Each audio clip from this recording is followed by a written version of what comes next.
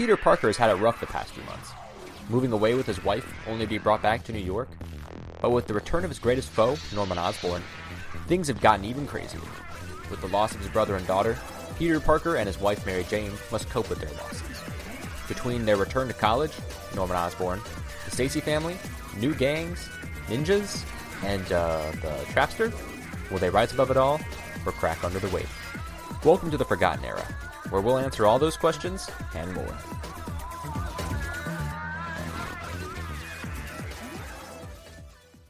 Hello, everybody, and welcome back to the Forgotten Era podcast. I'm Ethan, the host, as always, and I'm joined by Matthew. Hello, everybody. And today, I've been hinting towards it. We have a very special guest of Spidey Dude Network fame, Zach Joyner. It is an honor and a privilege to be here. This has been in the cards for pretty much since we started the podcast. Like Matt and I You stole my name. I'm just kidding. Matt and I had this whole idea that we would eventually get Zach on, and when I was going crazy thinking about stories, because I think we mentioned it before, but this was sort of like Matthew's idea initially, like the podcast idea, and then I just took it and I fucking ran with it like crazy. But when I was thinking about stories, I was like, okay, yeah, Sensational 16 through 18 is the one that, if we're gonna get Zach on any episode, it has to be that one. Yeah, so makes sense. For Ben Reilly reasons. But yeah. Should I go through my discography or whatever? Jump right into it. So for those that don't know, this is your first time listening to me. I am the Grand Poobah of the Spidey Dude Radio Network over on YouTube, Facebook, Instagram, Threads, X, all the places. I started a show back in 2009 called Clone Saga Chronicles. I started podcasting in 2006, almost 20 years ago, which is painful for me to say, as with the Spider-Man crawl space, and then started in 2009 with CSC, and then have expanded it into a wide, giant network of podcasts that I've got like 6 or 7, 2 that are completed. CSC is a completed show, and Spectacular Radio is the other one. If you're a fan of the Spectacular Spider-Man animated series, we did a 52 episode podcast covering each episode of the cartoon twice. One with the fan panel, and then the other was with Greg Weisman and various other people that worked on the show. So it was a lot of fun. And now I'm not the host of all the podcasts on the network now, thank God, because I wouldn't have time. Imagine that. But I am either the host of Spidey Dude Experience, which is the flagship show that replaced CSC, and then that covers all the modern stuff. And then I'm the co-host on Make My Mayday, which is a Spider-Girl MC2 related show where we've covered all of the entire run of Spider-Girl as well as all the stuff that is MC2 related. So unless it hasn't been published yet. So otherwise we've covered it all. So that show is not going to be on as much. We're probably going to go to a quarterly schedule with that. But yeah, with SDE now I'm doing almost weekly. Now it's going to start slowing down, I think, a little bit later on this year. But yeah, so I'm a busy man. They just happened to catch me on a week that I didn't have anything going on. So I threw the fucking lasso around you and pulled you over on my end. Yeah, it was the lasso of truth. But you were not in a Wonder Woman costume, thank God, because that would have been weird. But I was. I have one. You can ask Matthew. Oh, yeah. We wear each other's sometimes. You know what? There's nothing wrong with that. You do that however you want. Not that there's anything wrong with that. This is the kind of show we are, anyway. Yeah, you can tell Zach's a professional, and we're just a bunch of bums. Listen. This is 20 years of fumbling around like a monkey fucking a coconut, okay?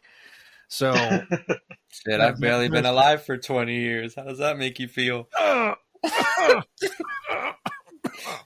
Excuse me while I go. Yeah, that's there's some times where I gotta remember that you're like what, 9 years younger than me? I'm 24, so Jesus yeah, okay, Christ! so yeah, you're You were 7, 4 years so. old when I graduated high school, which is the same year I started the podcast. oh man, Jesus Wow. Christ! Yeah, my coworker, he's 36, so yeah, he's a year younger than me. yeah, so I fuck with him a lot about things like that. Yeah, well, That's all part of the charm. my second ex-wife was 9 years younger than me, and so she used to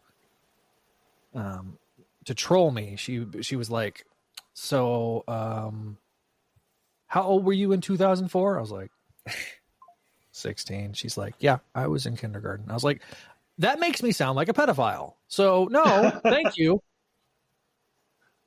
She was 20. She was 24 when we met. 23. So, yeah, and I've not dated younger since. So, oh man, I tried it. I married him twice, and after that, I was like, I'm done. Well, it's still an honor to have you on. Yeah, same here. Obviously, I've talked about CSC quite a bit on this show.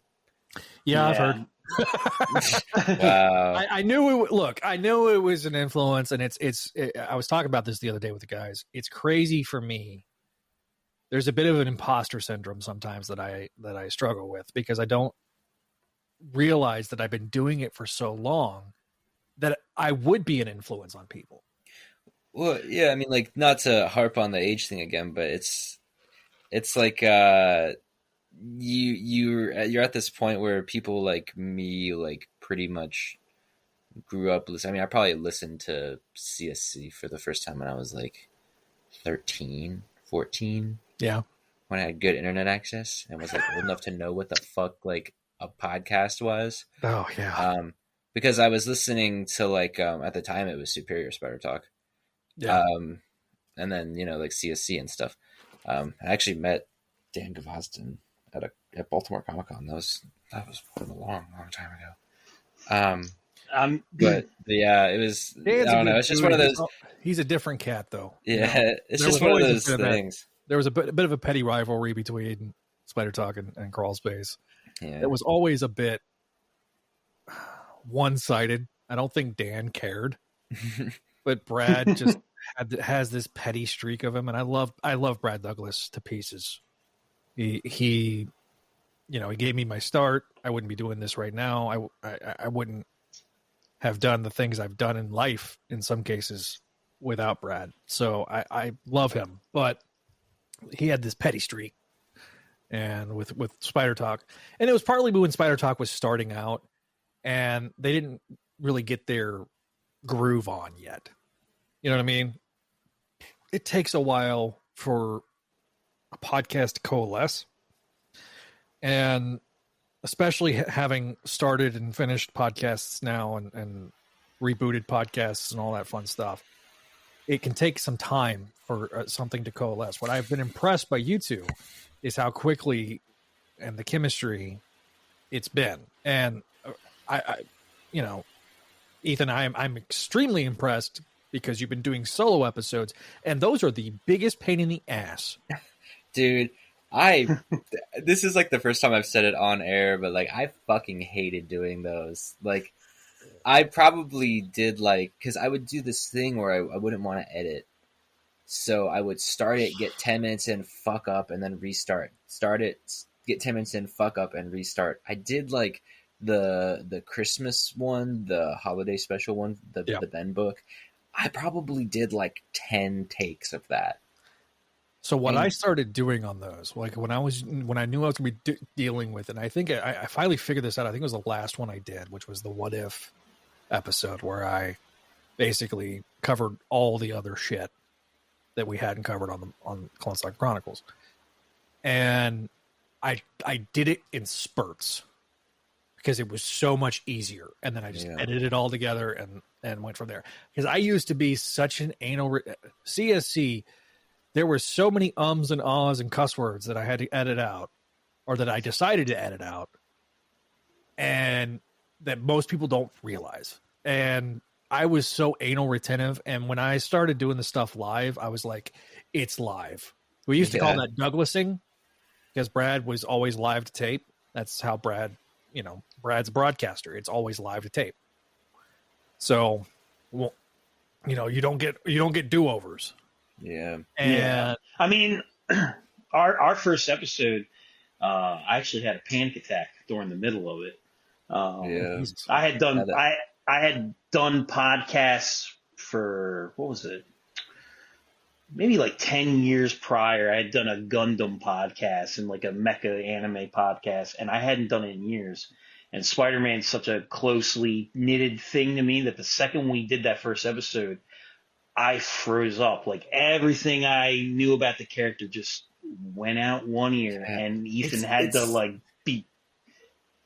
be patient with me on that one. And even right now, I'm kind of quiet and everything, because it's kind of just like, Ethan's talking about, he grew up with you. I literally grew up listening to you. I was, 12 years old when Crawl Space started. And when Clone Saga Chronicles came out, I listened to it from day one. And since then, I have gone and I listen to that podcast at least once a year. And it is one of the biggest influences on my fandom at large, because we've talked privately, and I don't want to like sound like I'm prattling on, but we've talked privately, and it does let him get his ego boost. I'm around the same age as you. I grew up being a Clone fan. I have a very vivid memory of when the Toy Biz Scarlet Spider came out, and my dad bought it for me at KB Toys. And my dad used to be cool. His friends used to be cool. They owned a comic book store, and they used to take me out with them and go do all these things. And I have this very vivid memory of us coming back to the store after going to the mall, and I had that figure in my hand, and my dad being like, "I think you're the only person alive who actually likes the Clone Saga." And that stuck with me throughout my whole life. And then I remember finding Crawl Space, and you were on there, and it was like, oh shit, there's another guy that likes the Clone Saga and likes Ben Reilly. Yep. And then you kind of bled into other things. That's why me and Ethan became friends, because he went on, what was it? It was an action figure group. It was the Mayfex group. Yeah, it was the Mayfex group. And you'll see people post Scarlet Spider stuff every now and then. And me and Ethan joke about we call them like the imposters, where they'll put the blonde hair heads on the Scarlet bodies and everything. And I think he had, what was it? It was the Power and Responsibility suit he had made with the Peter Parker figure. And I think like the John Romita, Steve Ditko figure that they put out in the animated line. And I was like, oh, you're a fan when you do the Power Responsibility suit. And then we just kind of started bullshitting. And I mean, I would have to 100% say, I don't want to gush, like I said, but like this thing wouldn't be here if it wasn't for you. You are 100% the biggest influence on this podcast, without a doubt. And it's an honor to have you on.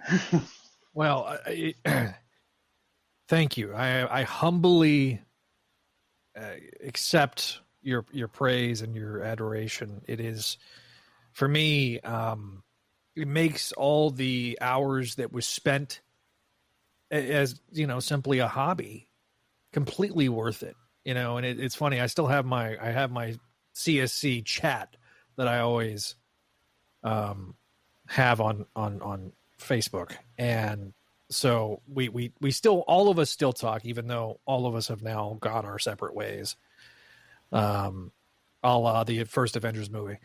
And I mean, Josh is now he works for Popverse, the Popverse, and has been crushing it. Not only doing that, but he was doing work for DC Comics Online. Did work on the old DC Universe app before it got destroyed by Time Warner AT&T merger. Same thing with Dawn. Dawn's done stuff there, and then the Batman universe was a huge thing for them. So Gerard is now retired, except when he wants to come do a watch along with me on the Raimi films. So he's dusted off the old mic for that. I've been trying to get everybody on for the 15th anniversary special, but we just couldn't get going. I've joked. I said we got till October, boys. Otherwise, it's going to be the 16th anniversary special. But so for that, we're actually going to cover the DeMatteis miniseries. Is the plan? So okay, cool. So yeah, since that is in continuity for the time, and it's Ben Reilly story, we could do Lost Hunt, but it's loosely in the Clone Saga. But it's like, I don't like that one as much. Thank you for saying that. Yeah. Well, me and Ethan have both been proponents of that. That's not up to par with other DeMatteis work. The problem is it there's this insistence with DeMatteis that we have to do a retread of Craven.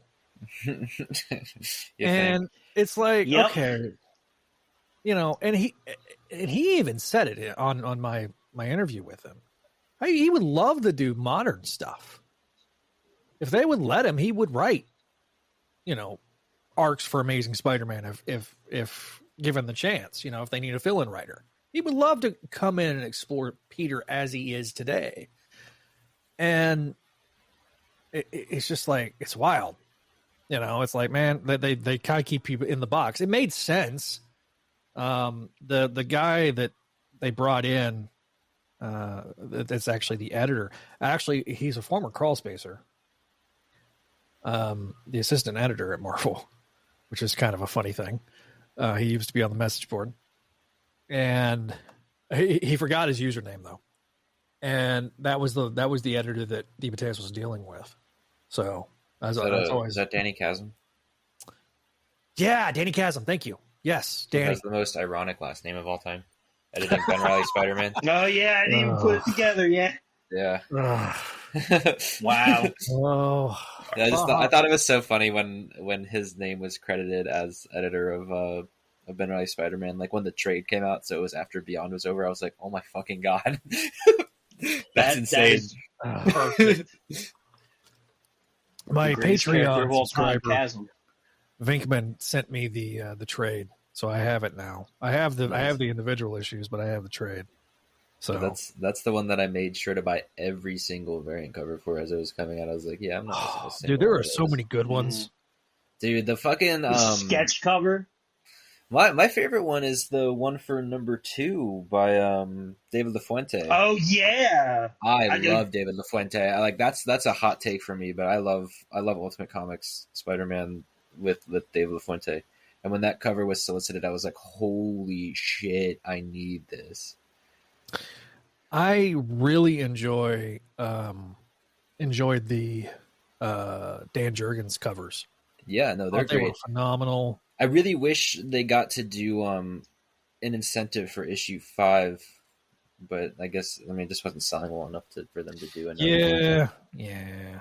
But damn, I mean the Dan Jurgens cover with the homage, the homage, the costumes and everything. It was that issue 2? Yeah.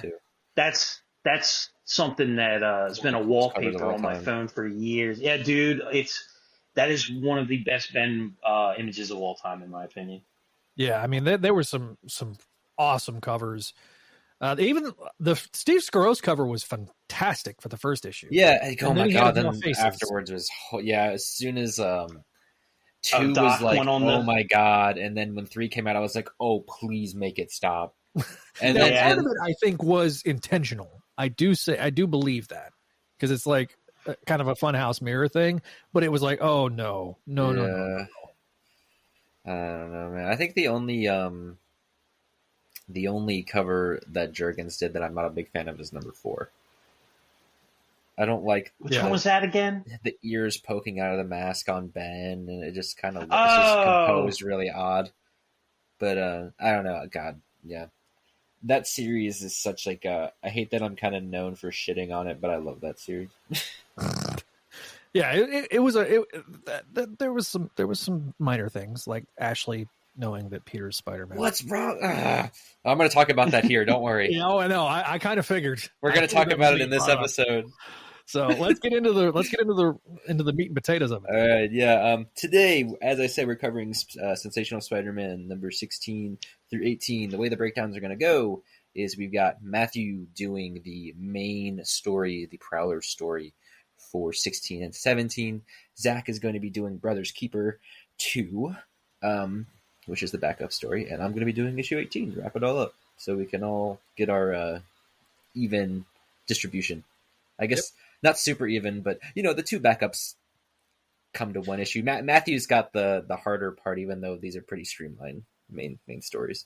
God, these books are so good. They're so fucking good. They are. I'll just preface. I know I've talked a lot about how Peter Parker is like my favorite series of this era, but I'm pretty sure this 3-issue story is probably my favorite story. That is a hot take.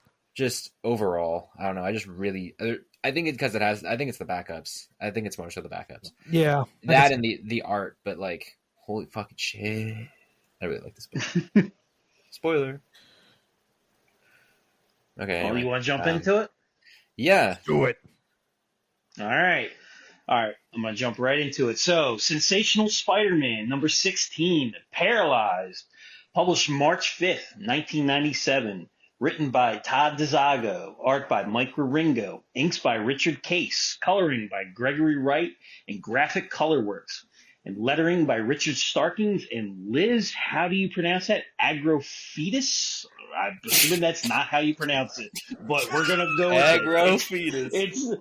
It's now Liz Agrofetus. My favorite font does not help either.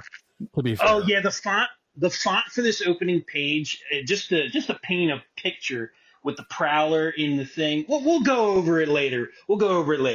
But late at night, Mindy Brown, the wife of longtime Spidey ally Hobie Brown, is awoken due to a shrieking noise coming from another room. Upon turning the corner, she is shocked to see the Prowler at her window. Asking if the Prowler is her husband, the Kate figure responds with, "No, not Hobie. Not ever again." We are then taken to the home of Peter and Mary Jane Parker as the two hide away in the laundry room with MJ dressing Peter's Morbius bite.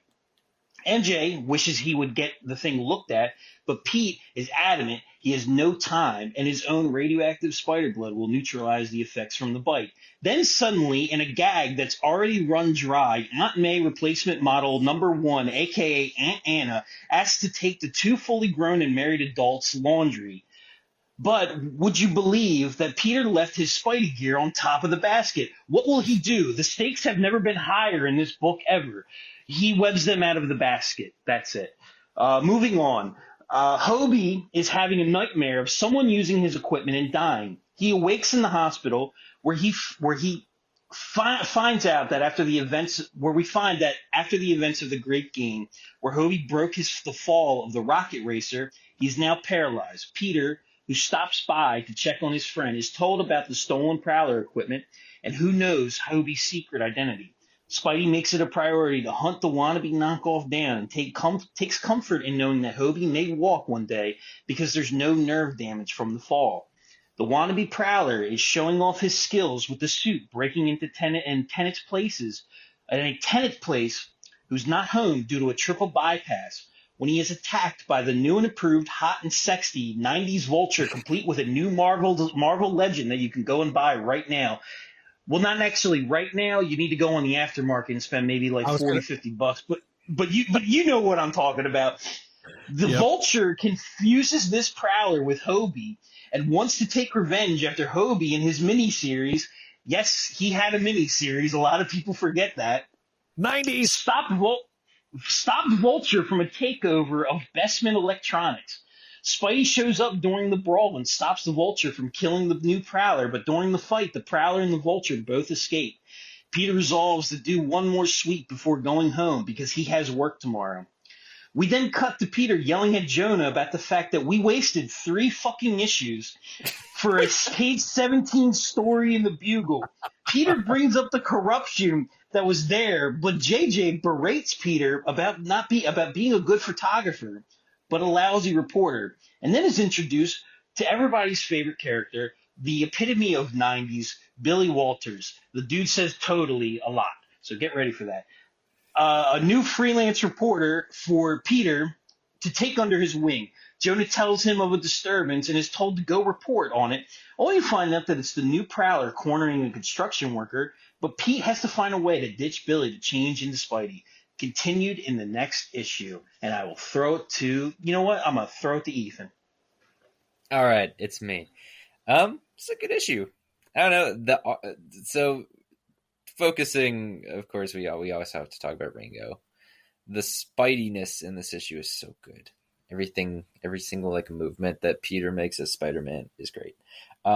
We get a Mike Ringo Delilah. That's a plus for me. Clap, clap, clap for me. Golf clap. Because I love Delilah. You and Gerard. Yeah, whenever I go back to re-listen to those episodes, I'm like, yeah, I'm not alone. I like Mark Bagley Delilah. I can take it. Yeah, Mark Bagley Delilah was smoking hot. What about Steve Scrooge? No, man, no. You get that shit away from me, a mile away. It's okay. We get it later with Joe Bennett, and he makes up for it. That's true. Yeah, I mean, I don't know. I like.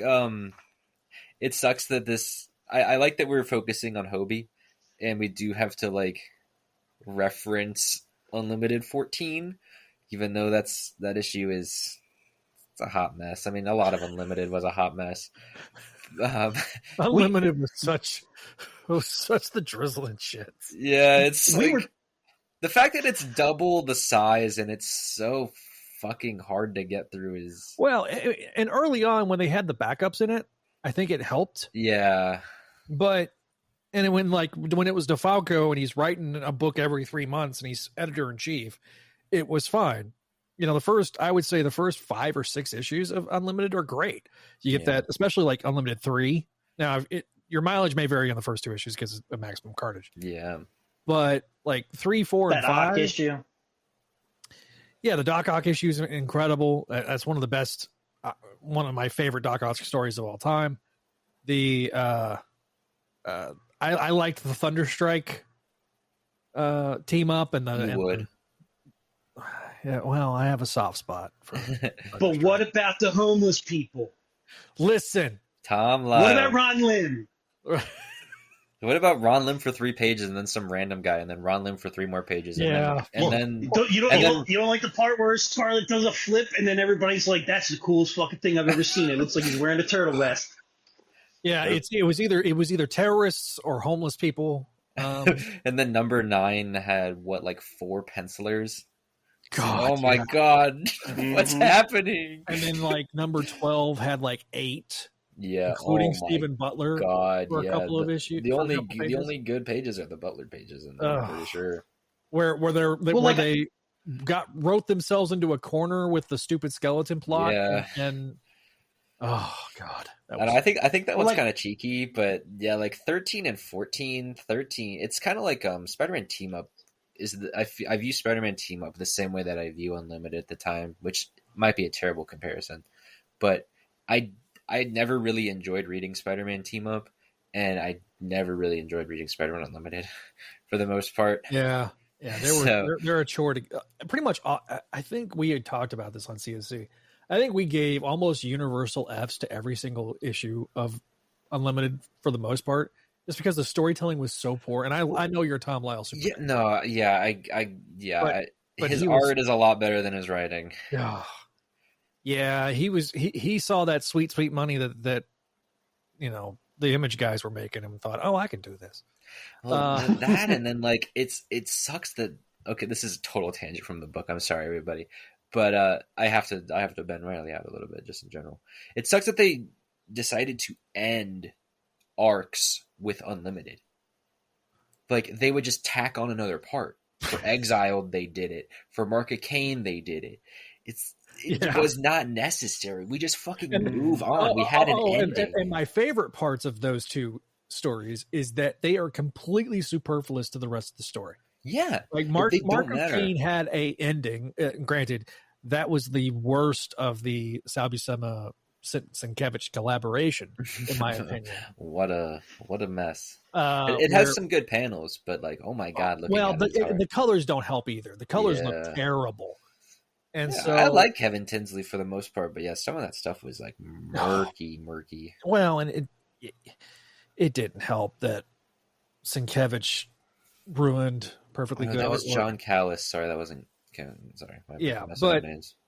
But regardless, back to this issue with Mike Ringo. Yeah. Anyway, yeah, it's unfortunate they have to reference Unlimited, but it is essential if you're going to mention Hobie at this point. I know Hobie. I know he's one of Matthew's favorite characters ever, in terms of supporting cast. I've always thought he's really cool. I've never been like huge fan, but I do like the direction the story takes. Where who's the new Prowler? Who knows? And then Young Vulture is like one of my favorite '90s things that isn't the Clone Saga. So having him here, drawn by Ringo, is so cool because the whole purpose of this story is to make him old again so that Ringo can draw the old Vulture, and then he never does, which is really ironic to me because that was one of those things in that Wizard article that we covered in the first episode where Todd DeZago was being talked to and was like, yeah, we want to make the Vulture young again because Ringo really likes those old Ditko villains and doesn't want to draw the young Vulture, and then he never gets to draw the old Vulture. It's very unfortunate. Yeah. But at least they set it up for everybody else. I mean, Young Vulture has never been... I mean, let me ask this. Why do you like Young Vulture? I don't know. Is it just like a preference? It just looks cool. I don't know. I like Life Theft a lot. We've had this conversation. I really like Life Theft. Yeah. So, I don't know. I think for me, the Vulture. Life Theft me. Go ahead. Oh, don't you have like an autographed copy of it, or on your shelf? I know you have a copy of it on your shelf. Yeah. Yeah. But like Vulture for me has never been a villain that I'm like. I don't care about Vulture. I just like Young Vulture. I think Young Vulture gave him kind of like a purpose, you know? Yeah. It's better than dying of cancer and abducting children. That's true. That is true. Or abducting Aunt May. Yeah.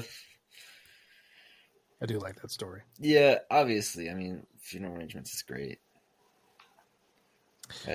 So, am I allowed to jump in? Yeah, you can say whatever. Yeah, you can go ahead. I've lost track of so much of what I'm saying. Just save me. So this, for me, is interesting because this was my first exposure to Prowler. So I love this. Really? Yes. So I had not gone back and collected older books by this point. This is when I have a lot of fond memories. So backstory, my sister was handicapped from the time we were 3 weeks old. We were twins. And so we would get respite services every other weekend. And so we used to drive to Amarillo, which is about an hour away from where we lived. And we would go to Walden Books. And I remember picking this up off the shelf and reading it. And so I have a lot of nostalgia. Although every time like when we see Aunt Anna show up with the basket, and like I think of like those, and we can talk about this later when the gatefold covers come out. But they started doing the gatefold covers with the Reader's Guide to the Marvel Universe, and so every time I see that panel, I'm like, oh yeah, that was Aunt Anna's forever. And then freaking the image of Peter swinging, which was in the corner art forever, with Ringo whenever he busts into that that couple that was just trying to take a siesta. Billy is take it or leave it. I think about Spider-Girl a lot when I think about Billy and everything. because he eventually, in the Spider-Girl continuity, becomes the editor of the Daily Bugle. So seeing him here was kind of like one of those things. The artwork is just so superb. Young Vulture is fun. This version of Hobie is a bit of a bastard, as we'll learn. I also think it's kind of funny how, looking at it reading now, like the Morbius bite looks like a hickey when. Oh yeah, it definitely looks. Yeah, like it does. Which just makes me giggle. I'm sorry. Also, MJ's hair during this period of time will undergo. She gets her hair cut, and then it's extensions between books. You'll learn, depending on who's drawing her.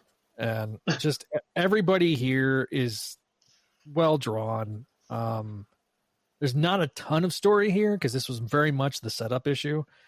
But man, and I do like how Jonah's written here.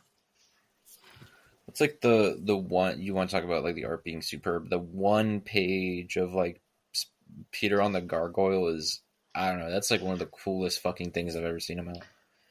That image.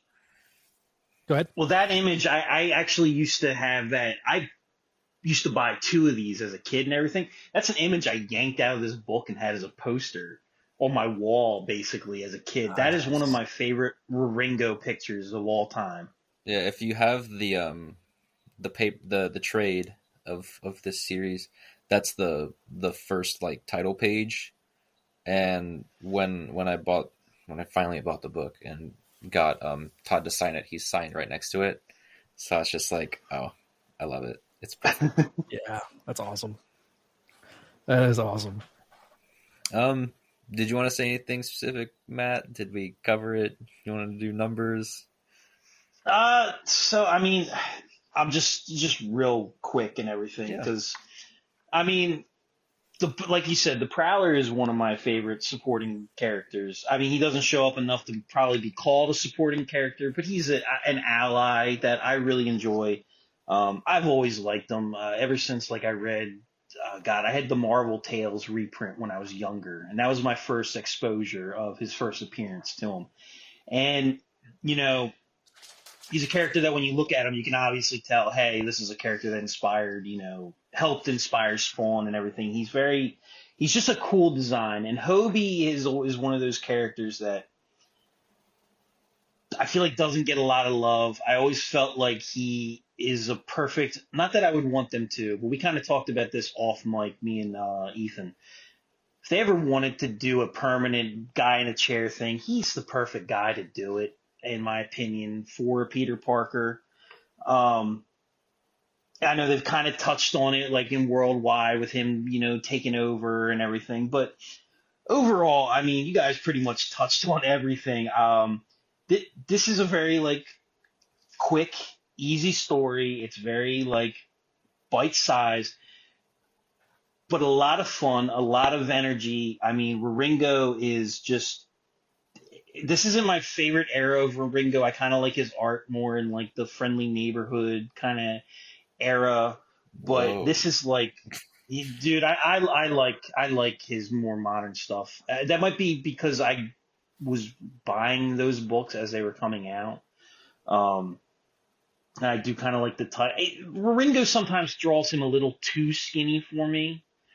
In this era, a little too big head and skinny, which I'm fine with, but like I do like my Spider-Man to be a little bit more meatier, thick. I like him to be a thick boy. No, but like I need my Spider-Man with girth. Yeah, I like him to have thick thighs that save lives. Oh, so I just literally took a drink and you guys made it go up my nose. Thank you. My sinuses are now clear. I do have to give the one problem with this book is referencing the Savage Land. Get that shit out of my comic book. Damn, y'all hated on that. No.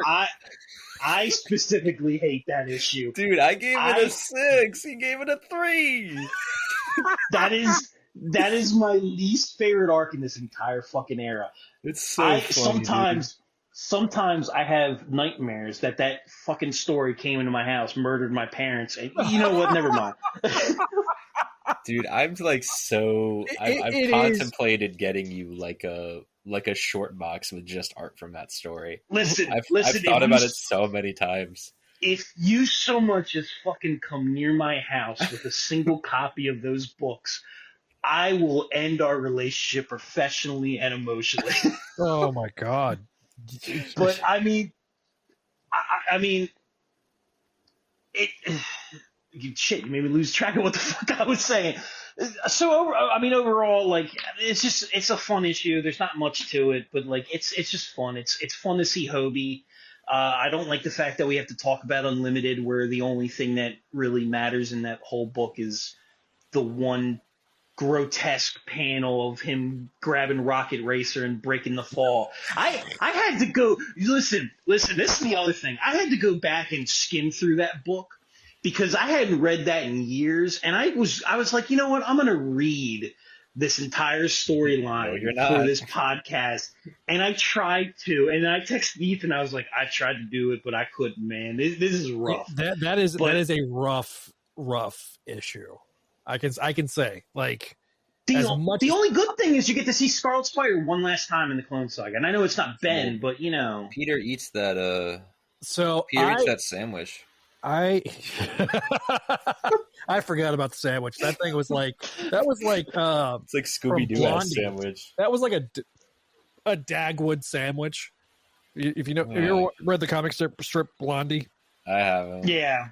So like in that strip, which has been running for like 100 years almost, Dagwood is the husband of Blondie, and he always has these absurdly large sandwiches, and that was the sandwich that I think of every time. And so yeah, that was and then like Betty Brant became like super smoking hot. Yeah. And Ben, and Betty never mourned the loss of her boyfriend after he turned into a pile of dust. They killed Nightwatch. Yeah, but he was a Spawn clone. And they killed Polestar, guys. Polestar. You and Polestar. That's all I've been hearing for the last week is they killed Polestar. But they didn't kill Joystick. Joystick survived. Thank God. She had to be in the Thunderbolts. That's true. Somebody felt pity for her. God. Joystick's great. All right, what's our grade on these? 7. You're gonna go 7. Yeah. I'm gonna go 8. Okay. I'm gonna go 8.5. What the fuck? Why am I the lowest? Damn, I guess I don't like it that much. Sounds like a personal problem. Yeah, I guess so. You know, are we gonna do the? We'll do back up next. Okay, all right. Yeah, we'll do it that way where we do, beginning end. All right, and then that sounds good. So we have Brothers Keeper 2, because Brothers Keeper 1 was Spectacular Spider-Man 230. 230, yeah. It was the Return of Spider-Man month, so that was Brothers Keeper 1, for those that are keeping score. Todd DeSago was the writer. He was the writer of that one as well. Rich Case is the artist. RS Comic Craft LA are the letters. Gregory Wright does the colors. GCW, not to be confused with the wrestling promotion, did separations. Ralph Macchio was the editor, not to be confused with the Karate Kid. And Bob Harris was the editor-in-chief. We open with the Ravencroft Institute, located some 40 miles north of New York City, where we have Peter Parker talking with Ashley Kafka, not knowing Peter's identity and not knowing anything about Ben Reilly. Anyway, so David Callan is extremely depressed as we learn that he feels extremely guilty about his brother's death. And Peter's like, trying to play it cool, but he realizes Peter had nothing to do with this. So Peter goes in, tries to talk to David. David wants to leave. And his powers, he looks like a purple Hulk with extra slobber. and his power is to decay organic matter because he was exposed to a bunch of environmental chemicals. Stop me if you've heard this before. Big corporations and chemicals are bad. David decides to decay the wall. He's going to bust out of there. Peter saves Ashley, who is now smoking hot and no longer old. She got a de-aged effect thanks to reasons. And Peter sees two security guards that are on the ground, and then all of a sudden that they have been turned into putty. And then we see a hand. Peter's spider sense goes off, and he's like, no! And that is the end of the issue, not just the story. So you mean to say that, and I quote, but Dr. Kafka doesn't know that? Yeah. Yeah. Huh. Imagine that. Huh.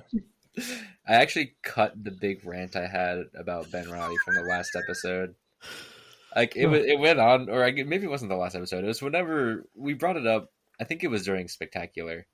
At least I didn't call her bangable Ashley Kafka that JR used to call her. But yeah, I remember I had to cut out a big rant about me talking about Ben Reilly Spider-Man, just because it went on for way too long. It was like a 10-minute rant. It just came out of nowhere. But anyway, about Brothers Keeper 2. Personally, this is way more interesting than Spectacular 230 was. Just this backup alone to me. Because that's one of those issues that's, of all the Return of Spider-Man month books, that one was kind of, well, that and Adjectiveless was, I don't know, the Poison issue was completely pointless too, to be honest with you. Yeah, I thought that was going to go somewhere when I first read it, and then it never does. It literally goes nowhere except for having Black Bolt. But well, it's just even that. I mean, he doesn't. His presence does not matter. Who cares? The two important ones there are, or I guess the one important one is Amazing. Yeah, because Unlimited. Who the fuck? He kisses Black Cat. Anyway. Well, I mean, Unlimited. That was probably the best issue of Unlimited in the entire run. Yeah, no, because it's written by Fabian Nicieza, the actual person that knows how to write. Wow, a guy that should be getting more credit for Deadpool but he isn't, because Liefeld sucks it all out of the room. Man, when I met him last month, there were a lot of people, apparently he was just ranting to people about Liefeld, but I did not mention Deadpool once because I was like, Final Adventure? Please? What did he say? I wasn't listening to conversations, but I know that I saw him speaking intensely about Rob Liefeld. But it's probably the words, fuck that guy. I just completely was like, I have one Deadpool thing for you to sign. It's not even for me. Let's talk about Final Adventure. And we did. Yeah, that's what I'm more interested in, was hearing his bit about Final Adventure. Yeah, I have a recording of it. I can send it to you. It's just really shitty because I did it on my phone and I was not prepared. Bro, you gotta be more prepared. Well, I didn't. I didn't have a lot of prep time. Anyway, Brothers Keeper 2. I really like this backup. Again, I've mentioned it before, but whenever they directly reference Ben Reilly in these stories, since he, kind of was Spider-Man for the past year. Well, not year, in continuity, but year publication wise. Yeah. It's just really nice to know that it's not completely forgotten, even though the C word is cursed. Having a follow-up to DK at all was completely unnecessary, but I really love this story, so I'm very okay with it existing. Yeah. I don't know. I don't know more to say, but I think the fact that where you see David at the end of 230 kind of completely broken down, he's just so devastated by the loss of his brother and what he has become that it's just tragic. It's your classic tragic story, except the dude's a big purple slobbering acid corrosive mouth monster. He's the Blob from the movie. I mean, not the X-Men mob. He's literally the Blob, but just sentient and can transform. Yeah, So and His poor mouth. I just really like how Peter in the next backup as well is just like, man, what would Ben do? Like, what did Ben do? I really wish Ben was here. Yeah, and I'm again, like I said, I'm just so glad they haven't completely erased that from the the zeitgeist. But also, Rich Case doing pencils on this is great. It fits very well with Ringo. Yeah, you can tell like that his they style. were entwined. I love, my favorite thing ever is when Todd and Rich talk about how the process went for doing this book, where Rich and Mike were literally in the same office, just passing pages to each other. Like, that's just so cool to me, and you can tell. Like, I love it. And even later when Rich does his 2-issue story, it's still very Ringo, but it's also very much his own, and I like that a lot. He's a great guy. He's super nice, and I've been trying to commission him for the past year now. Well, that's kind of similar to Ron Friends and Pat Olive. Yeah, they shared a studio in Pittsburgh, and so while they were doing, Ron was doing A-Next, and then Pat was doing Spider-Girl. And if Pat felt like he was going to be behind, that's when they would bring in Ron to do fill-ins. And as much as so I could see, I didn't realize that they shared a studio, though. That's kind of cool. Yeah, I need to catch up on Todd's podcast, because that's such a good podcast. I gush about Todd like nearly every single episode we do, but that is such a cool dude. I don't know, everything he does. He loves comics so much, and I love that. Yeah, I love when they just really love comics, and all they want to do is talk comics. Think about him for a second. He got to be under and learn how to write comics from Tom DeFalco. Yeah, like he scripted DeFalco. Like, that is like the job, right? Like, to be directly under the EIC when he was hired, at least. Yeah, being his voice. That same event. I don't like, my fucking brain would explode, dude. That same event that JRJR was at, DeFalco was at. So I got to meet both of them that same weekend, and down to earth. DeFalco is as aw shucks as he can be. Which is funny, because if you listen to early interviews with Tom, he doesn't talk much, and he's very soft spoken. I didn't realize this until I got to know him more, obviously, but he's extremely soft spoken in person. And so that's always, I always joke, because between the two, Ron is the talkative one. Ron will talk your ear off. Tom, not so much. So Ron has been trying to, get him to talk more. I think he's one of those that he's a shy individual until you get him around others, and so yeah, I asked JRJR, I was like, so if you talked to, did you speak to Tom? He goes, man, Tom DeFalco was such a sweetheart. So yeah, sorry, we're sharing our con stories now. No, you're good. I mean, I'm gonna be honest with you. Listening to you talk, it's kind of like, it's like I automatically go into listener mode, and I'm like, I'm listening. I kind of forgetting I'm in a podcast, so I'm kind of just like, oh shit, I gotta talk. Brother Cooper 2 guys. But I mean, god damn, Brother Keeper 2. I was about to tell a Tom story myself, but I'll go into Brother Keeper 2. I mean, yeah. look, what, the Tom story? You can do whatever you want. It's fine. We're freestyling. There's not going to be much editing on this. Yeah, I'm pretty much keeping all of this. So. Real quick, the Tom story, and then I'll go into it. But the Tom story I met him at Philly a couple years ago, and I didn't realize I was gushing at him, and I was like, oh, Spider-Man's my hero. You're one of my favorite writers, and I love Spider-Girl, and you write his voice, in a way that makes you one of my heroes, you know what I mean? I was kind of just thrown off the hand, and I think I embarrassed him in a, I guess, a not in a bad way, but in a like a all shucks kind of way. Like a flattering And all shucks way. Yeah. yeah, and he was kind of like, I felt bad because then he was like, I'm not going to charge you my full price, like $5, and I'll sign all your books. And I was like, are you sure? Like, I had like 4 or 5 books for it. I got him to sign uh what was it? No, I got him to sign Spider Girl 1, 259, 252, and I forget the last one I got him to sign. But for $5, and then afterwards I was just like, oh my god, I met Tom DeFalco. All right, we just had some technical difficulties. We're basically just gonna skip the rest of Brothers Keeper 2. We all liked it. That's all that really needs to be said. And now we're moving on to Sensational 17.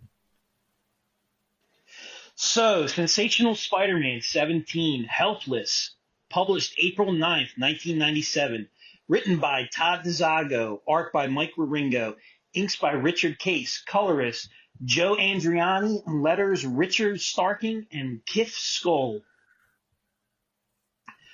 We open right after the events of the last issue, as Peter tries to get Billy to back off him so he can change into Spider-Man before the situation with the fake Prowler escalates.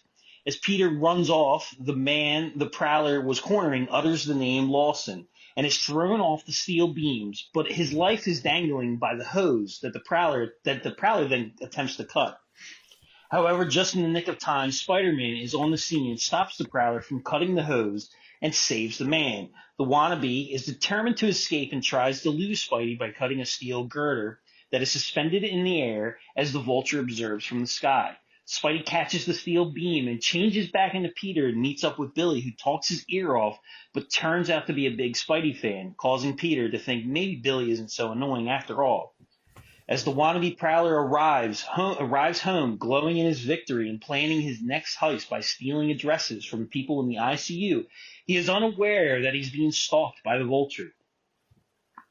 At this same time, Spidey stops in to speak to Hobie, who was able to figure out that someone must have found the tech from his cutaway costume when he was brought into the hospital, and compiles a list of the people who worked that night. Spidey takes the list as Hobie tells him, "Thank you for helping."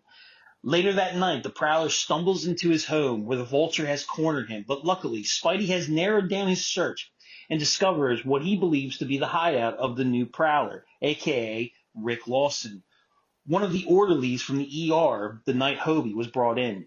Still dealing with bouts of lightheadedness from the Morbius bite, Pete hilariously dives down, bursts through the window, and without warning starts beating the ever-living shit out of the Vulture. During the fight, the Prowler tries to run, but Spidey webs him up to the wall. All seems well as Spidey has the upper hand until his head begins to pound again, and the Vulture hits him, further disorienting him. The Vulture is able to get across the room, where he threatens to flay the Prowler with his wings. To be continued, and I'll throw it over to Zach. Yeah, man, this is, you know what? I don't know if you guys can hear this, but You got to bring that, man. Yeah, I'll send it to you, Matt. But yeah, to me, this is a fun issue. I really enjoyed everything. The after Hobie, says thanks to Peter, that image of Peter swinging also is like an iconic one in my brain. Again, I did joke on Twitter /X that the Peter head where he's like, oh, maybe he's not that bad because he loves Spider-Man all that much. I'm pretty sure that was the Peter inspiration for the new Maximum series Marvel Legend. Because like the soul. Oh yeah, it does kind of look similar. For those that don't know, there's an upcoming Marvel Legend that's $50, and it's like got all new articulation and everything and new tooling. And the Peter Parker head is kind of like not the greatest in the world, at least in the promo shots. So, but yeah, again, this is a really straightforward. I love the panel of Peter with the I-beam and it webbed up So that's awesome. I love that. I do like how he did the Vulture's eyes with the shadow and like the beady eyes, where it kind of looks inhuman. Oh, with the white. Yeah, that's really cool. That's a very, very good use of shadowing. Just the artwork in general is just so peak. This definitely, like, the thing about this era of Ringo to me, it very much reminds me of early 90s Bagley, where, you know, he's ripped, like early, yeah, but he's lean, you know, and it's such a different departure from, you know, big bad bulky Jazzy John Jr. So it's kind of a fun contrast, but I do get like early Bagley vibes in this era. It's really like, again, things I've said before, but like the fact that this book feels so just like core Spider-Man in a way, where it's the most fun, bouncy, sort of like traditional, like there's no super high stakes. There's no like life or death situation. That's like, there's no Norman Osborn manipulating behind the scenes in this book at this point. There's no Black Tarantula. There's no Rose. There's no Max Dillon. It's just Peter going to the Savage Land, or Peter fighting fake Prowler and Vulture. And obviously Ringo is heavily inspired by like Steve Ditko. And it just feels very like traditional Spider-Man. Like, it's a book where the plot is pretty straightforward. There's a goal. There's no convoluted nonsense really going on, unless you want to consider Young Vulture convoluted, which you totally can. But here it's presented pretty straightforward. I don't know. I just really like how streamlined this book is from beginning to end. It's like, there's nonsense. There's nonsense in the Savage Land, obviously. Yes, Matthew. But in terms of just like reading it, it's, I don't know. It just flows pretty well, especially like these 3 issues flow really well. Well, and it's a workman like book. Yeah. Which, you know, one of my favorite elements of DeFalco is that era was such a workman like thing. And it's like, reading these older issues makes me appreciate it even more, comparing it to today, because today everything is so overly bombastic, interconnected, and it's like disconnected, and it's sometimes it's like we're trying too hard with Spider-Man. Yeah, and we don't have to try so hard. And this is a story that doesn't have to try so hard. Yeah, it could just be a story where he's hunting a guy and Vulture pops in and goes, "Hey, yeah, fuck you." Like it's one of those things. It gets the core fundamentals right, and that's where I think at times we've lost the plot when it comes to Spider-Man lately in the last 10 or so years. Is that just get the basics right, and this definitely does. Yeah. So I like how terrified Rick is. He's just like, I didn't sign up for this. Like, I thought I was just gonna be robbing some people. He was just gonna be. Did not. Yeah. He did not expect a complete like superhero, super villain battle and everything. He is just along for the ride. And, he didn't expect the psychopath with wings to come hunt him home and like try to murder him for remembering him being old. He's just like, I don't want to be here. Get out of my house. Yeah, and it's even more hilarious that just imagine this: you walk into your house and you just don't even turn on the light. There's just a dude standing in your house, and he's like, "I'm gonna fucking kill you," and then you turn around, and then in like 2 seconds, a dude in a onesie jumps through the window and just starts beating the ever living shit out of this guy in front of you. It's like and you'd be confused too.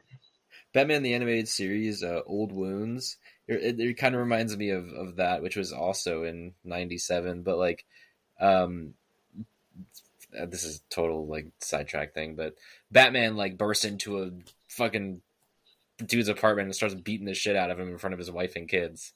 It's like that sort of thing where it's like, what the fuck is going on? Mm-hmm. Like when you don't know what's happening, like I didn't sign up for this. But Yeah, but I mean, I agree. I agree with Zach and everything. A lot of, and I'm not going to harp on modern stuff. A lot of the modern stuff, it's kind of very much just like all over the place, disjointed, and then sometimes somehow interconnected in a weird way. And that's why I kind of have, I agree. It's good to go back to these. I know this is an arc, but it's not an overly complicated arc. You can pick this up, read it, and be done, and you don't have to be like, well, I got to worry about picking up an annual, or I got to worry about picking up, Spectacular Spider-Man. You don't have to like. You could just read it and be done with it. And it's fun. It's light. And we really need more of this in the industry. It's like the definition of every comic is someone's first comic. Like, I think it perfectly kind of like encapsulates that, because it gives you enough recap to know what's going on in the moment. And if you never picked up another issue or picked up the issue before it, you still kind of know where you're at. Well, I mean, that's a thing that's kind of been lost in modern comics. Every issue is somebody's first issue.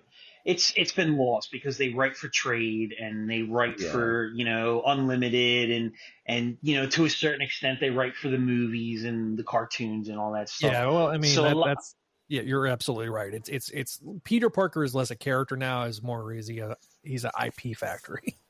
Yeah, he is 100%. The thing that I think a lot of fans have to come to terms with, and it's sad to say, is that the era of stories like this are gone, and you either got to take or leave what we're getting. But I don't want to harp on the old, the modern stuff.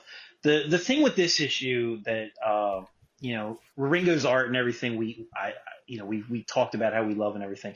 That specific scene where he is jumping out, shooting a web line after he's after Hobie thanks him and everything. That is an image that is seared in my brain. I think Zach, you said the same thing. I showed Ethan this a couple months ago. What was it, like 2 months ago? Yeah, it was a couple months ago. I have like a plaque that Marvel did around this time where it's Ringo art. And that image is one of the images in the plaque and everything. And it's like a bio of Spider-Man and everything. Really cool plaque and everything. And that was one of the first Spider-Man items I had ever bought. You could say that's what started the obsession. And that image is like seared in my head. It's one of those things that I think of when I think of Spider-Man. And I mean, Hobie, I'm not gonna harp too much on this, but I will always love this relationship between Hobie. I love the friendship between the two of them. And Marvel, if you're listening, I want more of this. I want him to be more than just Spider-Punk. So, but no, he's the Hornet. He's in the Slangers, owned by Beyond, to never be seen again. Mm-hmm. Or at least he was, at least his second miniseries, he died and came back. Yeah. Oh, the Clone Conspiracy one? Yeah. Was that it? Man, yeah. I bought that. I bought that when it was coming out, and I read it, and I don't even remember how. Where it's like almost I remember the grade character assassination. Because he's like, you don't understand, Peter. Like, these guys are really great. These guys were really great.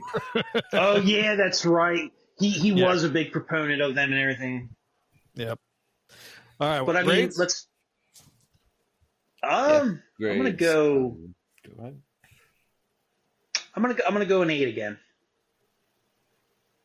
8. Solid 8.5. 8.5. I'm going to echo. I'm gonna split the baby. I'm gonna go 8.25. Damn. Okay. Now let's get to the real reason we're all here. Brothers Keeper 2-2. All right. Part 2. So we have the creature, David Callan, attacking Peter in front of a couple of guys that have been melted and turned into dust. Peter then leaps out of the way. Peter's trying desperately to help David, and he's like, I don't want help. It's too late to save me. And then he realizes that these guards look exactly like Ben Reilly. And you talk about how Kafka wants him to stay and he just wants to be left alone. He feels alone. And then Peter figures it out. It's not about him. It's about him coming to grips with the loss of his brother. And David, throws it out there. Do you have any idea what it's like to lose a brother, to lose someone who's a friend, who feels like they're a part of you? And Peter goes, yeah, I do. His name was Ben. He was my brother. I miss him too, David, but we have to go on. So Peter then convinces him to stay, to have Ashley help him. And as a couple of guards are coming to Spidey's rescue, Spidey waves them off. David starts to realize what he's done. He becomes even more depressed and sits on in his chair in his cell beyond the pit of despair. And Ashley hopes that he can overcome this depression. To be continued. How to make Ethan cry in 6 pages. 10 out of 10. Oh. 10 out of 10. Those are perfect for me. Okay, Matt. I'm gonna give it a 9. I mean, are we doing like in-depth thoughts right now? No, so that was just me like freaking out basically, but god damn, like in-depth thoughts is it's perfect in my mind. So for me, I think the reason that I like this story so much is I remember being a kid reading these and being so frustrated that we're not acknowledging Ben's existence. And I know that was purely for political reasons as an adult. But as a kid, I was very frustrated that we didn't have any sort of acknowledgement of Ben. And every time we did, it was like, ooh, it was such a big thing. And it was Harris making the executive decision that we're going to move on. We're not going to talk about it. And I think, in the Revelations trade, the Zago talks about, there was a bit of a depression that came over him because they were killing Ben off because he became a friend. And I think that is definitely coming through here in this story. In that they had spent so much capital creating this character of Ben pretty much from scratch. And for it to just go away and be done in such a definitive way, I think the characters, we never got to see the grieving process of either Baby May or Ben's loss. And I was listening to the last episode, and you guys were talking about the Norman Osborn thing. What I think was delivered officially, canonically, and seeing how I'm on the episode, I can say this. I think officially it wasn't the baby itself that was delivered. It was merely confirmation that the baby was stillborn. Okay, that makes sense. I think officially, but it was done in such an ambiguous way, and it was done because Steve Skaros is Steve Skaros, that it's kind of the way that everything was done. It was intentionally made to be non-definitive because there was this misguided belief that we're going to sit there and just treat it like a carrot on a stick and nobody's really going to care. But it was just completely unfair to the fan base. Well, didn't they have a thing going on where they essentially were like, oh, well, we're not going to touch it, but we're going to want to have these, it'll bring readers back. What are we going to do with the baby? What are we going to do? And it's disingenuous. And that's something that's very much what I'm saying is that they were using it as a stick, a carrot and a stick. And then, we get to February 98, and they do Spider-Girl, and Spider-Girl sells a bunch of copies unexpectedly, and then they were able to do all that. But, it got to the point where it was like they're getting, when we get towards the end of this era and you get to the reboot, people are going, what's the deal with the baby? You would see it in the letters page. They wanted that engagement, but they didn't want to do anything about it. They didn't want to touch it because it was a third rail. Just like Fabian Nicieza wanted Spider-Man Final Adventure to have the delivery of the baby be in that story. That was the original intent. And then they were like, oh, well, we can't do that. So then they pivoted to him losing his powers. But all that, so for us to get an acknowledgement of Ben, I think was such a big deal at the time. Well, and it's not even like an acknowledgement. It's such a powerful acknowledgement too. Like it matters. It's not just saying Ben Reilly. It's like directly mirroring the grief of this man who lost his brother. Yeah. Because Ben also lost his brother. Because I mean, really, in a way, DeZago was such a big proponent of like the brotherly love feeling towards the two of them. Yeah. Throughout Spectacular and into when he started writing on Sensational. Like Sensational 11, the moments between Peter and Ben, and even in the issues prior, like the Swarm stuff and whatnot, like those moments of Peter and Ben interacting are what I always see when people bring up their relationship. Yeah. It's always either that or panels from Spectacular, also written by DeZago. So you can really tell he cares. And even when I was speaking with him at Heroes Con last year, like he cares so much about Ben Reilly. He cares so much about his time on the Clone Saga and these characters. It's I don't know, dude. Like I said, this is perfect to me. It's the acknowledgement. It's the fact that it matters, and it ties to the overall story trying to be told. Yeah, it's great. Yeah, it's great, and it's drawn beautifully too. So it's just like the whole shebang, minus the boot error that Matt pointed out to me that I didn't even realize. Yeah, I've always noticed that. Yeah, I always noticed that. I noticed that as a kid. I was like, wait, that's not quite right. But he got one right, but not the other. Yeah. So, but yeah, no, to give this a grade really quickly, I give it a 9. Cool. So.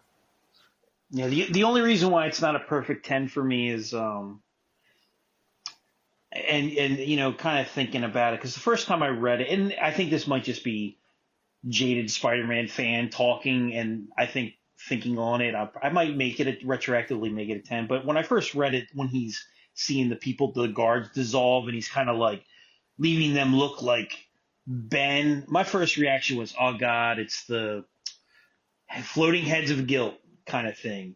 And I think that's just the jaded fan in me, and I gotta kind of step back and be like, no, this is a man dealing with trauma.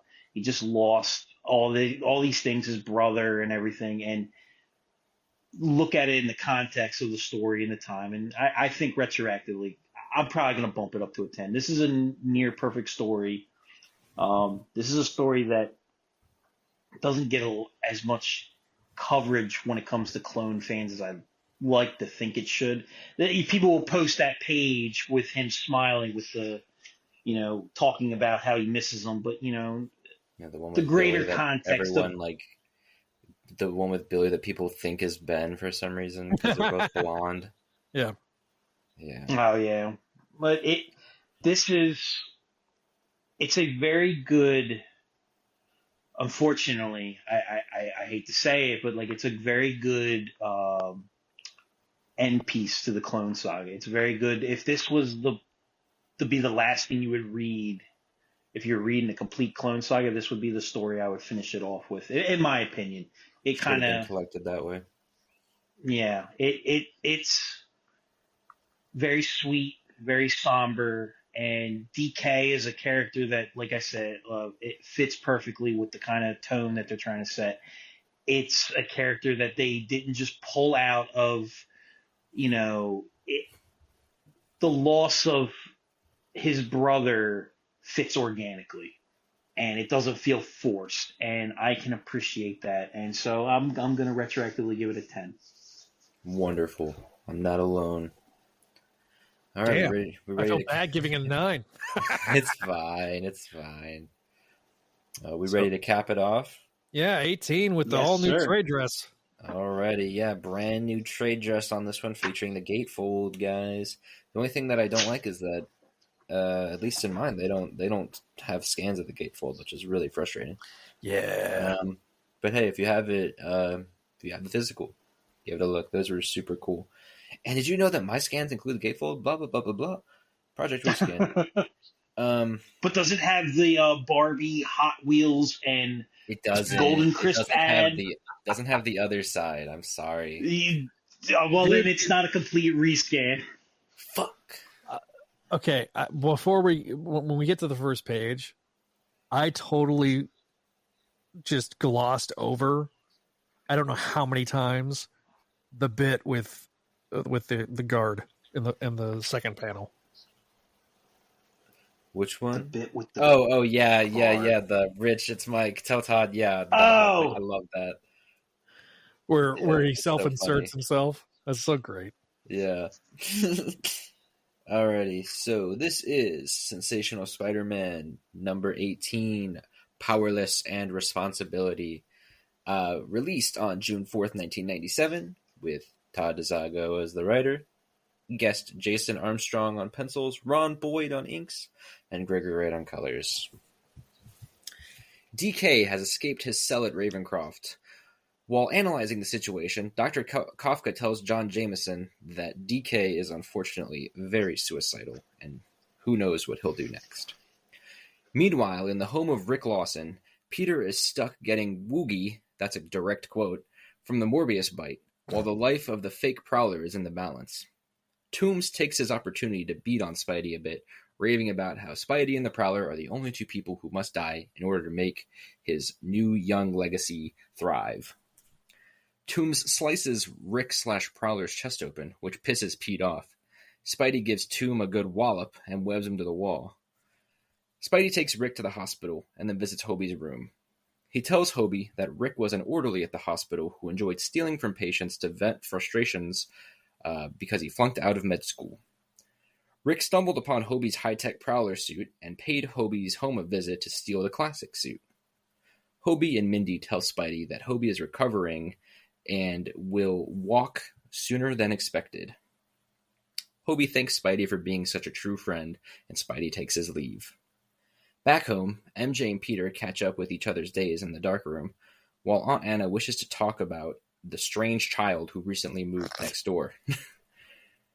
Back in the Vultures' You'd think they would notice that. Sorry. Yeah, you're just like staring eerily. Back in the Vulture's nest, he raves like a lunatic more about how he needs to kill Spidey in order to erase his past. At the Bugle, Pete tries to talk to JJ about Billy, but is cut off by JJ. Billy enters and is put down by JJ, but not before the TV shows DK holding up Central Park. Peter takes Billy with him to the scene. Billy hopes to see Spidey and bets Peter $5 that he'll appear. Peter accepts the bet, knowing he'll show up, and Spidey's up. David tells Spidey he just wanted to thank him one more time before he kills himself, and then melts into a giant puddle of goo. Vulture flies down Jesus Christ, I can't talk. Vulture flies down to attack Spidey, gets hit, and falls right into DK's body puddle. Pete is able to web Toombs out of the muck, but not before it permanently alters Toombs' body. Now cursed with being an old man again, another part of Spidey's status quo is repaired. The epilogue of this issue shows a massive pharaoh hurtling towards Earth. The Living Pharaoh. The Living Pharaoh. Sets up the next arc. Yep, sure does. All right, what do we think? It's... Oh, go ahead, Zach. Nope. This is your show, Matt. Go. So, I mean, first off, I joked about it when you brought it up. I'm just going to bring up the girl, the shadow girl. I know it's just a small part of the book. How the hell do you not notice that for 2 weeks? Holy shit. But anyway, I must say, Jason Armstrong, first of all, I enjoyed his art. I liked how this entire arc, all the art is very cohesive. It all kind of blends together. The only thing that looks a little weird to me is when Pete's on the ceiling over Hobie's bed and everything. It's a little weird. Looks a little, the perspective's kind of all over the place. Looks like the ceiling's caving in on him, but it's nice that they took the backup and this, and they kind of, and the main story, the Prowler story, blended them together so well that it doesn't feel, what's the word I'm looking for? Jam-packed and bloated. Not once in this book do I feel like, okay, come on, let's get to the next thing. It moves at a really good pace, that, just feels right. But the funny thing about this book is, if you had told me at the beginning of this arc the entire reason we were going to do this was to ultimately get a status quo of the Vulture, I would have laughed, because it's funny that we get this great Ben story, this Ben homage, which is ultimately a status quo retool, effectively. And overall, I'm gonna jump ahead, give a grade. I'm just gonna say overall, it's solid 8. This whole arc's been a solid 8. DK doesn't feel jam packed in, just fun little arc. So I'll throw it over to Ethan. Yeah, I mean, I pretty much completely agree with everything you said. Armstrong, I really enjoy the pencils here. And the inks too. It's a great fill-in team, because there's some pretty gnarly, terrible fill-in teams out there. But at least, we get one, and it's not like one page done by them, another page done by another person, et cetera, et cetera. It would have been nice if, I know that Rich was busy working on his whole arc, but it would have been really cool if he could have done the whole issue. But we get that for the next couple. It's okay. But yeah, I really like the fill-ins here. It's really great. And like you said, who would have thought that this whole thing would have just been leading to Old Man Vulture again? But it's executed so well that, like, it just feels natural. Like it doesn't feel forced. Yeah, like this is kind of out of nowhere, I will say, but at the same time, it's in that zany way that Desago makes feel natural, because it's sort of like Vulture swooping down for the kill shot. Spidey lifts up his arm and he falls in the goo. Like it's like a fucking comedy bit on Looney Tunes or something. Like, I don't know. I have no problems with it being that way. I like making the conclusion be a main issue instead of another backup. That's super clever. It's nice when comics do that, because then you had to have read the backup to kind of understand what's going on. If you didn't, you're almost lost. I think, again, it puts you in the position to know what's going on, even if you haven't, but it's an incentive if you have, because you also get that whole thing with Ben. David's story is just really just tragic in general. Anytime a character is like, suicide is my only way out, it's tough to read, even when it's colorful and fun Spider-Man adventure. It's a very dark story. Yeah, like in the end, it's this is going to be really young person of me, but it's like 21 Pilots, the musical group, because like a lot of their songs, they sound upbeat, happy, but they're all about like serious, like sad, depressing topics. It's kind of like that here, where you have this very colorful story and the art is really like, I don't say cartoonish because that sounds like I'm putting it down, but you guys know what I mean. Comparatively, it's very like bouncy. And then the main story is about a man who has gone so far off the deep end that the only release he sees is death, and then he kills himself. Like, that is it's just sad. It's very well written, but it's very sad. I'll agree for sure. This is like a solid 8 out of 10 for me. I really like this issue. So I guess it's me now. I get to end it off, huh? Yeah. Really enjoy this issue. I love the the opening bit, like I mentioned, where you have Ringo saying, "It's Mike. Tell Todd I'm not gonna be able to do this one." Yeah, something's come up here at Ravencroft. I like it because it's just very much a if you know, you know type thing. I also really enjoy the. Did you guys notice the statue in Vulture's lair? I don't think I paid attention to it. It is Ponce de Leon. If you know anything about history, Ponce de Leon was always trying to seek the fountain of youth. Yeah. So it's a bit of foreshadowing. Something I didn't notice until I read this as an adult. So that's always fun. I do like the bit with Billy and Peter. Yeah, it's fun. The bit with DK is just tragic and sad. And I love that it's Vulture's hubris that gets him old again. Yeah.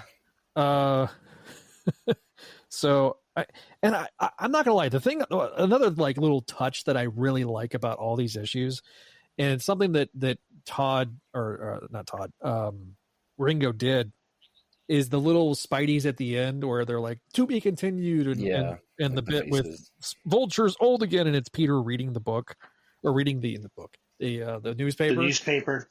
Yeah, it's just like so good. It's just these 3 issues are really a good time, and I think it is a testament to the strength of the writing. By this point, I think the reason that these work so well is obviously, in my opinion, DeZago really started hitting his stride as a writer when he was paired with Mike. They grew up together. For those that don't know, they were childhood best friends, got into the comics industry together, and then started working together. And so, I think that these guys were just having the time of their lives, and you can tell. It comes through in the story. And as dark of a story as this is, as a kid, I didn't really read these implications all that much. But reading it here, it is kind of a dark story. Like the topics of depression and things like that are something that I think hits you as an adult far more than it does a child. But it's just so damn entertaining. And as tragic a story that it is with DK, it is still done in a very unique way. And I think you can do dark stories and they don't have to feel dark. And this didn't feel dark. Sorry, I kept interrupting you there. I apologize. Oh, no. But I just wanted to jump in because you're bringing up stories don't have to be dark when they handle dark subject matter. But I think that's the thing that Spider-Man as a character kind of does very well. When it's written proper, when the books are written properly, Spider-Man should be handling these kind of things, but feel real and feel like you can relate to it, even if you don't have those experiences firsthand. You should feel empathy for these creatures, these characters, and in this case, this monster that lost his brother. And you're saying as a kid, I didn't get these implications, but it gives more depth when you're an adult and coming back to it and seeing these kinds of things. And, I've known people who have had these thoughts, and it gives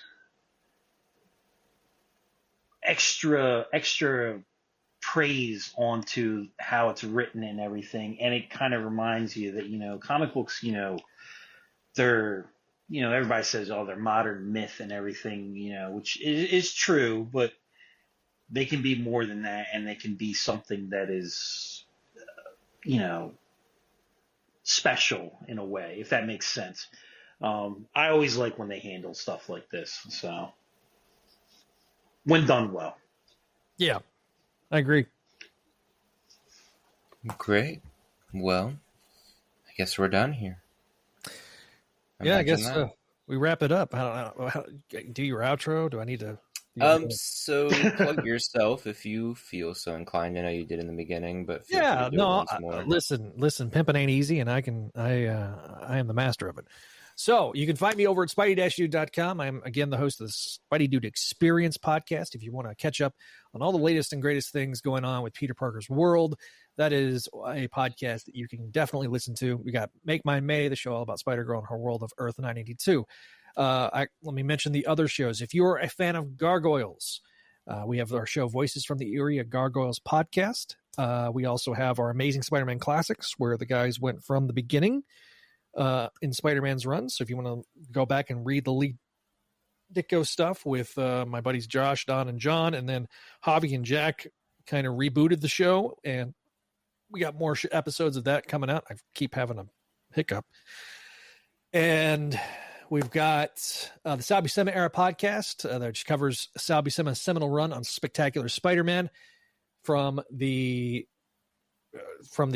late or the mid 80s to all the way through right before the Clone Saga. So they cover everything right down there in the middle of Maximum Carnage.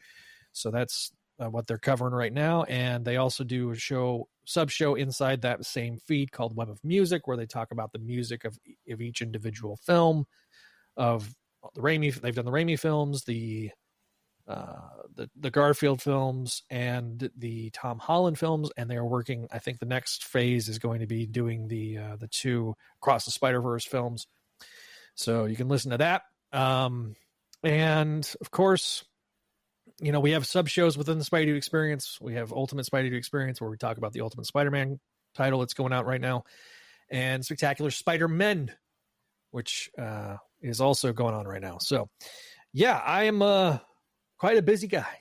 So everything's over at spidey-dude.com or your favorite podcasting app. Also youtube.com/Spidey Dude Network, where I do not only short form content, but also long form content.